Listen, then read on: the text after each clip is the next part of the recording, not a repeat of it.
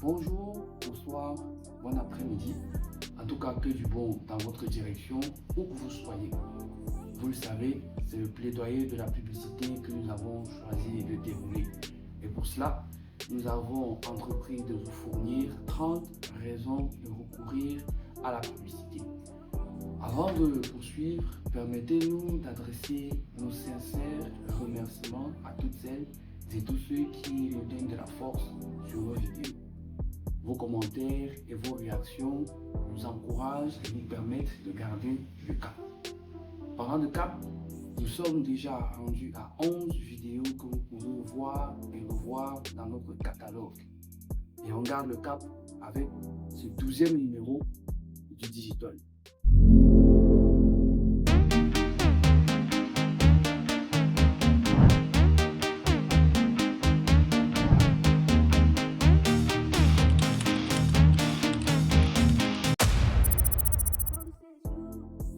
Bienvenue une fois de plus à cette 12e itération de notre émission Digital, à laquelle nous invitons les spectateurs non abonnés à rejoindre la communauté en seulement 2 petits clics.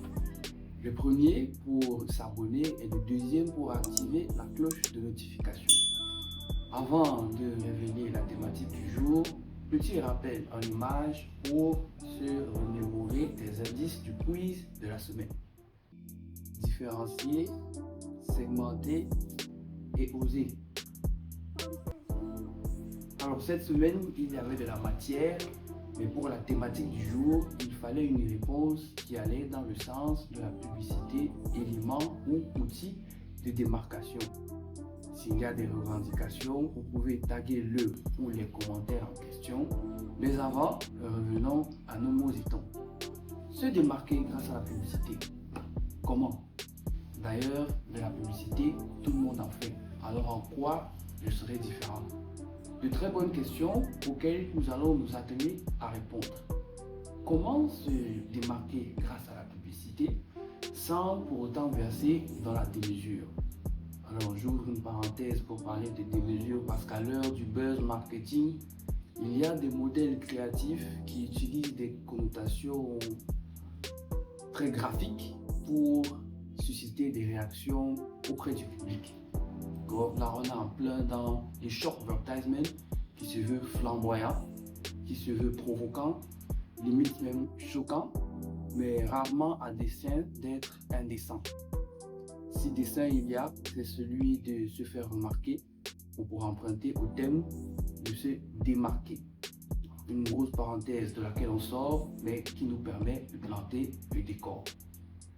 Avec les systèmes et les organisations en place, les marchés tendent à s'homogénéiser. Cette uniformisation est de plus en plus observable dans beaucoup de secteurs. Par exemple, la catégorie agroalimentaire, où pour bénéficier du levier de l'échelle de production, les moyens sont investis pour obtenir des productions en masse. Et la production de masse qui est l'une des caractéristiques de l'industrie. Les industries les plus sollicitées attirent les opérateurs économiques qui investissent les moyens de production et forment des secteurs d'activité fournissant des denrées homogènes. Dans cette homogénéisation, bien sûr, à côté, il y a le secteur artisanal, il y a des productions artisanales qui se positionnent comme des alternatives à cette industrialisation. Mais elles aussi, pour bénéficier du levier de l'économie d'échelle et pour alléger le panier de la ménagère ou la bourse du consommateur, elles tendent à s'industrialiser. Alors dans cet océan d'industrialisation et d'homogénéisation, se démarquer s'apparenterait à différencier l'eau salée de l'eau de mer ou rechercher une goutte d'eau dans l'océan. Autant dire que c'est une tâche difficile du fait de l'homogénéisation de plus en plus de denrées. Alors, à titre personnel, je voudrais évoquer des exemples pour lesquels, humilité intellectuelle oblige, j'ignore concrètement ce qui s'est produit, mais qui relèvent pour ma part du tour de force en matière de communication. Je voudrais prendre le cas des robots mixeurs, celui des eaux javelisées, des eaux minérales et des stylos BI. Alors, j'ignore si ça a été le cas ailleurs, mais il fut un temps au Cameroun où chacun des produits que j'ai cités était directement associé à une marque. Quand on parlait à l'époque d'écraser ou d'acheter un robot mixeur, on parlait de Moulinex. Je vais écraser Moulinex, je vais acheter un Moulinex. Quand on voulait parler d'eau javelisée, on parlait de Pax.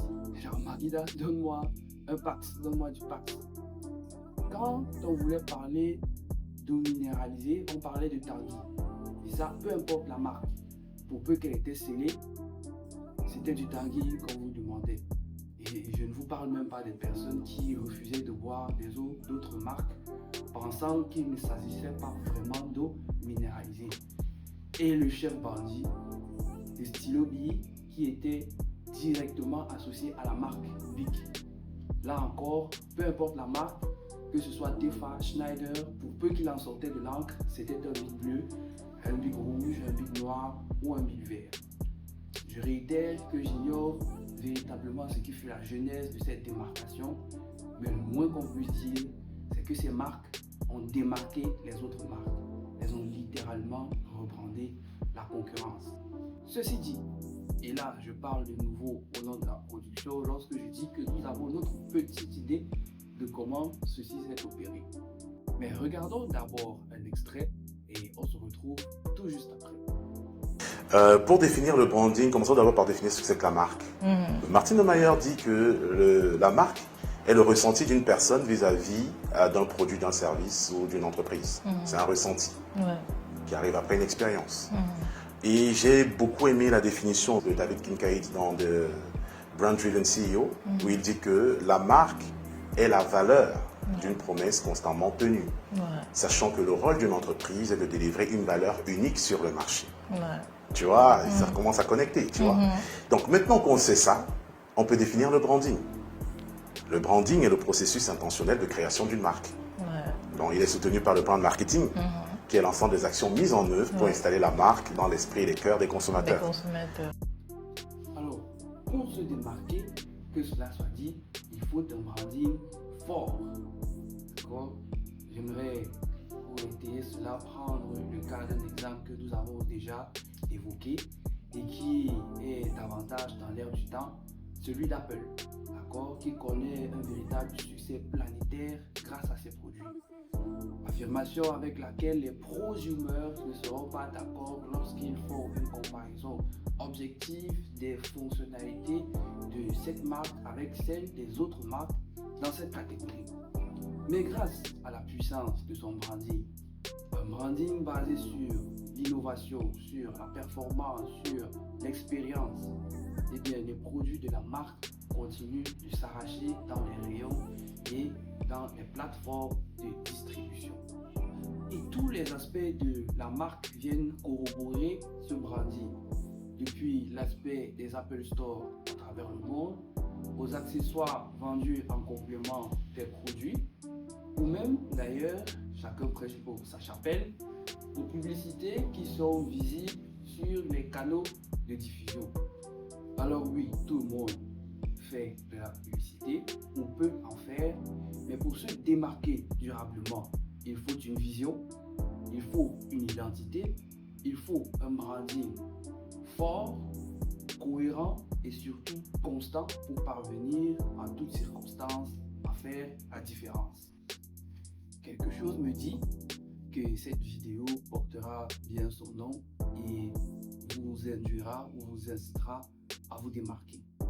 Alors vous le savez, pour pomper votre branding, pour le renforcer, pour le conforter, notre proposition, c'est la publicité. Et derrière cette production, c'est une équipe, c'est un réseau ou un réseau d'équipes dynamiques et à l'écoute, prêt à vous tenir la main pour vous accompagner à commencer à faire de la pub. Alors, dans notre prochaine vidéo ou sur nos plateformes, dans la partie commentaires, sur nos réseaux, nous vous disons à très bientôt.